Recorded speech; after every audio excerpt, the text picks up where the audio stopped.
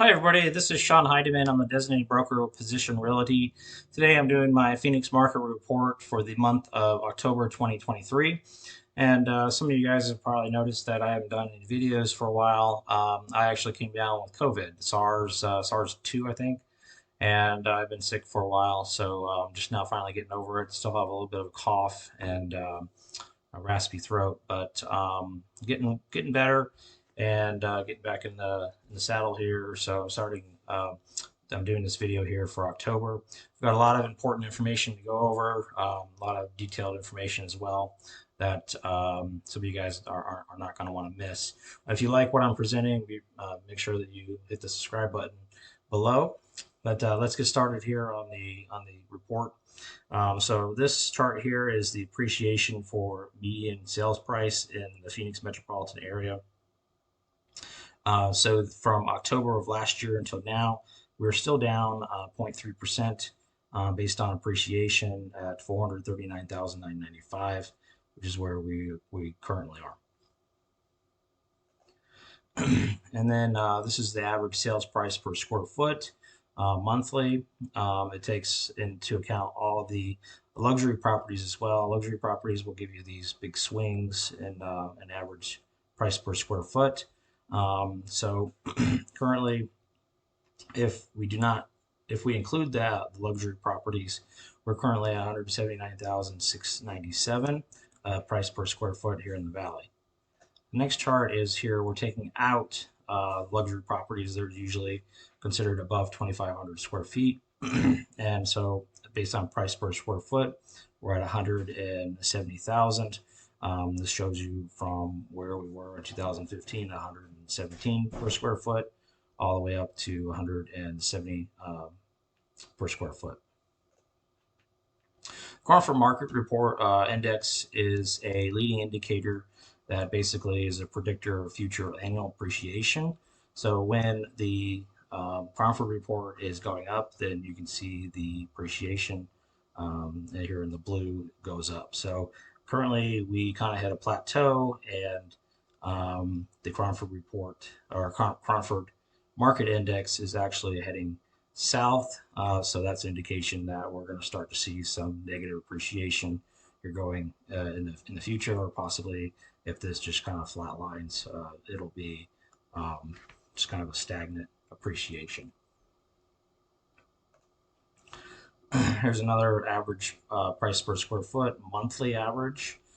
This is from 2021, January until October. So from October of last year now, based on a price per square foot here, we are seeing a 0.5% appreciation. But as the previous slide I showed you, that the leading indicator is actually heading down. So we might see this come down, or it might just kind of flatline, which would be good for the market. And these are this does not include luxury properties as well. It's under 2,500 square feet. Here's another one, average price per square foot.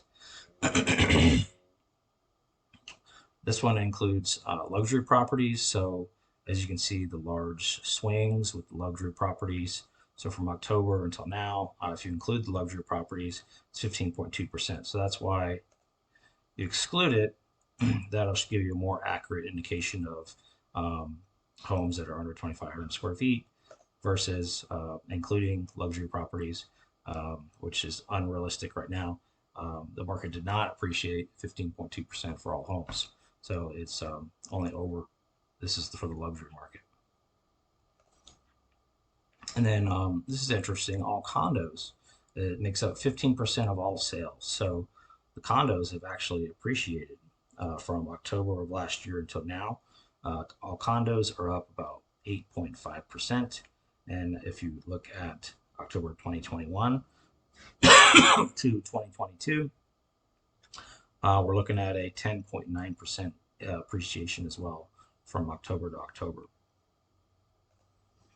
Now, accepted contracts weekly. So mortgage interest rates have gone up so substantially. They're actually, the 30-year fixed rate is above 8% now. And so that has slowed down demand in our market. And so the number of accepted contracts have decreased basically since the 16th week of the year, and it's just completely going down. And also, we're getting into the holiday season now, so we're going to continue to see the trend kind of be followed, as you can see here in future years. Now, a lot of people are saying that we're heading into a recession. So this is some articles. Financial Times says we are. Times of San Diego says that we're not. The Business Insider says that we are. Market Watch says that we're not. So the next chart here is from the Federal Reserve and economic data here. So this chart here is the median home sale price and recession. So this kind of shows you historically if home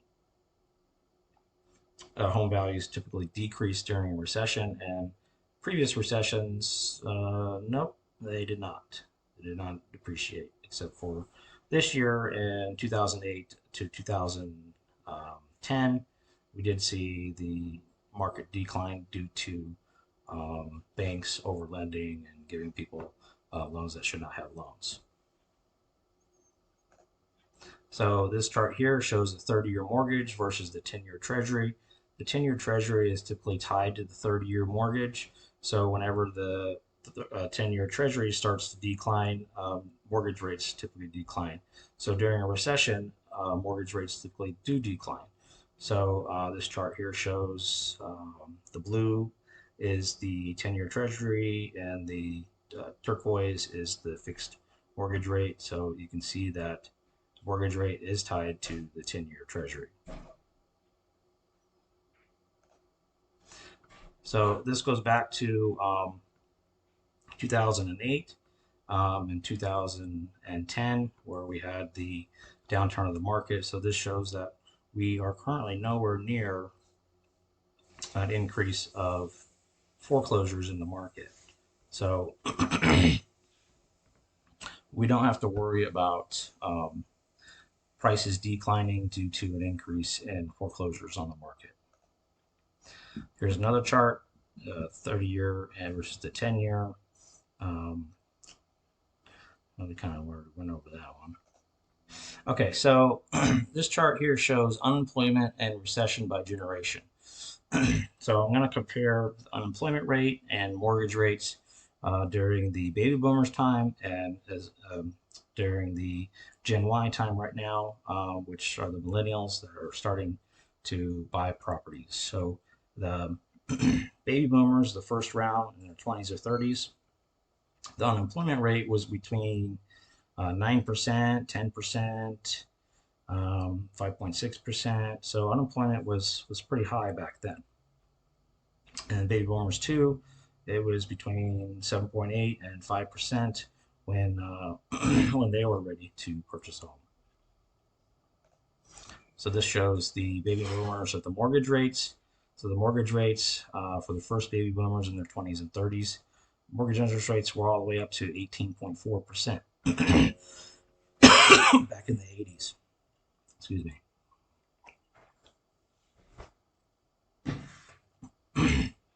And then baby boomers too, they were in the 18%, but as soon as the recession was called, the mortgage rates started to decline. But they were still, not until the end, they were still above 8% for mortgage rates. Now this is for the Gen Yers or the millennials. So between 2000 and so now, so they would be aged between 27 and 42. So if you fall within that age group, you would be a Gen Yer or a millennial. So the unemployment rate for Gen Yers currently is 6.3 all the way up to 10%, and our unemployment rate is currently 3.8%. So if you compare that to the baby boomers' unemployment rate, 3.8% looks pretty good as opposed to 10.8 or 7.8. And then here's the mortgage rates. As you can see, this is where the baby boomers purchased their first home, although with the 18.4% interest rates. And then here's the 14-year normal recession. We have not had a recession for 14 years. So interest rates have been low, between 5.2% all the way down to, looks like 2.7%. And rates, well, this is inaccurate now. Mortgage rates are more above 8%. They're like 8.4% right now, which is where they are lying. So you ask, well, that's nice with interest rates and unemployment, but housing prices are a lot higher.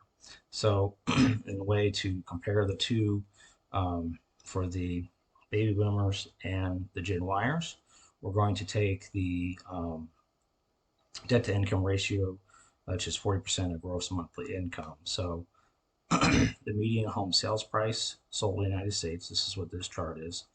And so in 1982, if you bought a home at 17.6%, based on the median sales price, your monthly payment was $780. And in 1980, if you bought a home, it was 16.3%.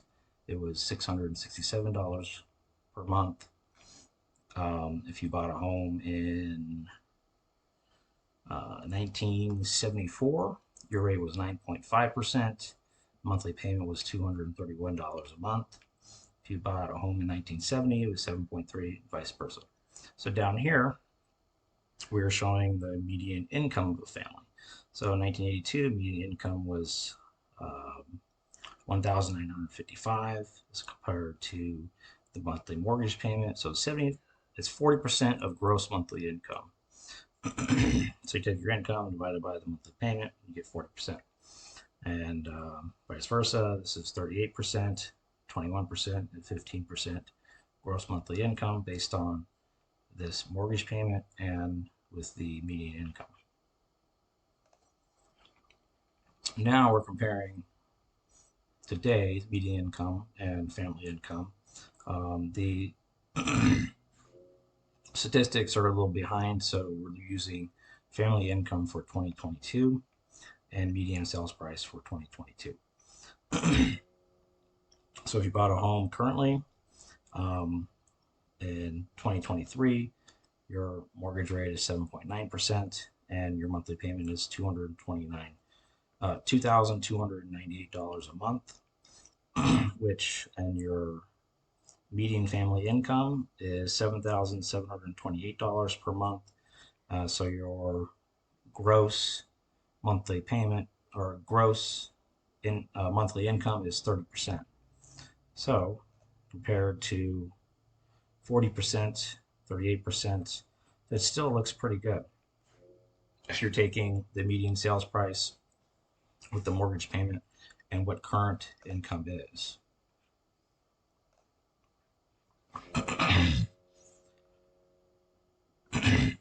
So I hope that clarifies everything with the where we are with the sales prices versus median income and interest rates.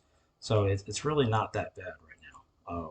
If you make the median family income in the market, your gross monthly income as compared to the mortgage payment, it's comparable to when it was back in the 1980s when interest rates were 18%. So this next chart shows the actual median versus 5-year appreciation rate. So this chart shows us if our market is still overinflated with the value. So if the value from, take the 2001 and you increase it every year by 5%, this is where we would be at $390,000 in the market. But currently with the median, actual median is $399,000. So we are a little inflated, maybe looks like by $9,000 inflated in the market. So news report shows Phoenix area workers saw a wage increase in the U.S. or the highest wage increase. So this chart here shows, here we are in Arizona, we're at 6.4% as compared to other states. Wage increases have not increased as much.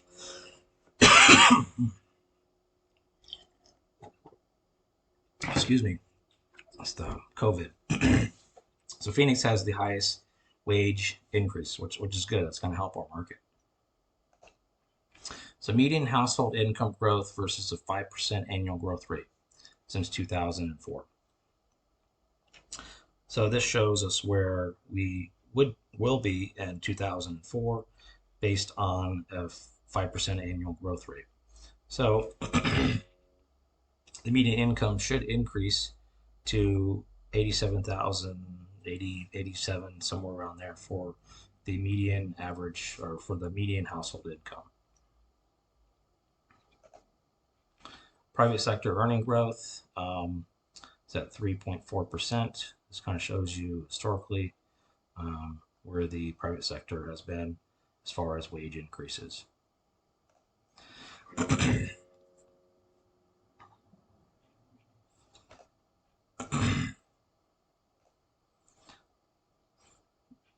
So overall, with our values in the market and the median income increases, affordability should balance as we're looking at the market flatlining. That's what everybody is saying, or we're going to see a slight decrease in the market as far as values, which will help affordability as the wages also increase and catch up to the values in the market.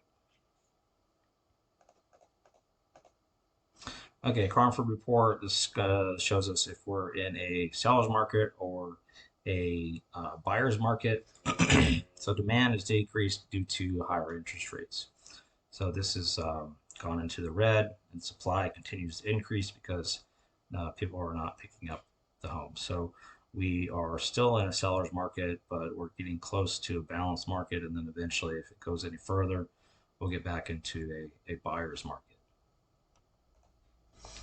So here's the Cromford index, shows you based on a chart. So as you can see that Cromford market index is decreasing just like the other chart that was shown. The other chart just basically showed Cromford market index with appreciation. And this one is showing us if we're in a seller's market, buyer's market, or balanced market. So as you see, we're heading towards more of a balanced market. This chart shows you supply and demand. So as the disparity, as the differences in the supply and demand, it shows you here that we're starting to have another gap. This is the Cromford market index broken down by city. Surprise actually slipped back into a buyer's market. No surprise, Maricopa, Queen Creek, Goodyear, and Buckeye are in a buyer's market, so you can get some good deals down there. But as you can see here, the percentage changes. Chandler has gone down 19%. Phoenix is down 15%. Mesa is down 19%. Cave Creek is down 28%. So everything is heading towards a balanced or buyer's market. The contract ratio here. This is the number under contract versus active. So comparatively to previous years, we are comparative to 2015 based on contract ratios. Okay, this is the active supply. As you can see that the active supply has been increasing. So since July, it's up 37.4%. As you see, during the holiday months, the active supply typically declines, but our supply is continuing to increase. I don't know if it's going to continue, it's going to change course and go down, or it's just going to continue to increase due to lack of demand. Price reductions, comparing last year to now, price reductions, prices have declined 4.2% based on the number of price changes per week in the MLS. Concessions, 44% of all transactions included some sort of seller paid concessions, either to buy down the interest rate or help the buyer with closing costs. The dollar amount of the total concessions currently is $8,594. which has increased from where it was before when interest rates were lower. We had it all the way up to close to $10,000 back in the beginning of the year.